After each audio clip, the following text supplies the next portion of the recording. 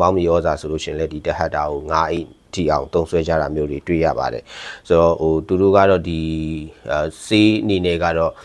သူတို့မှာအဓိကပြဿနာတော့ဒီပေါင်းပြဿနာပေါ့နော်ဆိုတော့အဲဒီကြောင့်လို့သူပေါင်းသက်စေးကိုလည်းတော်တော်များများသုံးတာတွေ့ရတယ်ကမ္ဘောဒီးယားမှာဒီရွာတွေမှာကြံခဲ့တဲ့လူကနေတဲ့အတွက်ကြောင့်မလို့ပေါ့နော်အခုဆိုလို့ရှိရင်တော့ဒီပေါင်းသက်စီဖြန်းတဲ့သူတွေနဲလာတဲ့အတွက်ကြောင့်မလို့ဒီပြောင်းဆိုင်တဲ့တောင်သူတွေကသူတို့ရဲ့ဒီကုန်းမြင့်တွေကလည်းကျဲတယ်ပြီးလို့ရှိရင်ဒီဆေးဖြန်းရတဲ့နှုံကလည်းမြင့်တဲ့အတွက်ကြောင့်မလို့သူတို့တွေကဒီဆေးကိုလူကိုယ်တိုင်နဲ့မဖြန်းတော့ဘဲနဲ့ဒီ drone တွေနဲ့အဓိကထားပြီးတော့ဖြန်းတာမျိုးတွေလည်းတွေ့ရပါတယ်ဆိုတော့ဒါတော့ဒီ drone သုံးဆွဲတဲ့နှုံကလည်းတော်တော်မြင့်လာတယ်ပေါ့နော်တောင်သူတွေအများကြီးနဲ့ကျွန်တော်တွေးပြတယ်တီးနှံမျိုးစုံကိုလေ့လာဖြစ်တယ်ဆိုတော့အဲ့ဒီမှာကျွန်တော်သတိထားမိတာတစ်ခုကတော့ဒီပြောင်းကတကယ်ကိုပဲစီးပွားဖြစ်ထားပြီးသဘောထားပြီးတော့ကျွန်တော်စိုက်ကြတာမျိုးတွေတွေ့ရတယ်ဆိုတော့အဲ့လိုမျိုးဖြစ်တဲ့ချိန်မှာကျန်တဲ့ဒီတောင်သူအငယ်လေးတွေပေါ့နော်မှာကျွန်တော်တွေ့ခဲ့ရတဲ့ဒီဟင်းနီးရဲ့စိုက်တဲ့တောင်သူတွေတို့အခြားတီးနှံစိုက်တဲ့တောင်သူတွေထက်ကိုဒီပြောင်းတောင်သူတွေကပို့ပြီးတော့လေ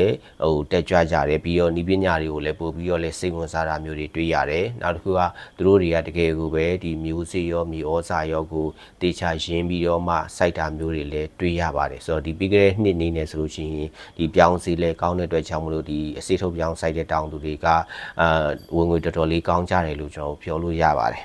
ဆိုတော့ဒီပြောင်းချိုကိုဆိုလို့ရှိရင်လည်းကမ္ဘောဒီးယားမှာရှိတဲ့ဒီဖနွမ်ပင်မျိုးနဲ့အနီးတစ်ဝိုက်မှာအဓိကအများဆုံးစိုက်ကြတယ်ပေါ့နော်ပြီးလို့ရှိရင်ဒီမျိုးတွေနဲ့နှီးစက်တဲ့နေရာမျိုးတွေမှာလည်းအဓိကစိုက်ကြတယ်ပြောရင်တော့ဒီမှာကဒီပြောင်းမှုစားတဲ့နှုံးကလည်းမြင့်တယ်ဆိုတော့ဒီမှာရှိတဲ့ဒေတာခန်တွေဒီမှာရှိနေတဲ့ဒီကမ္ဘောဒီးယားတွေကိုယ်တိုင်ကလည်းသူတို့နေစဉ်ဒီ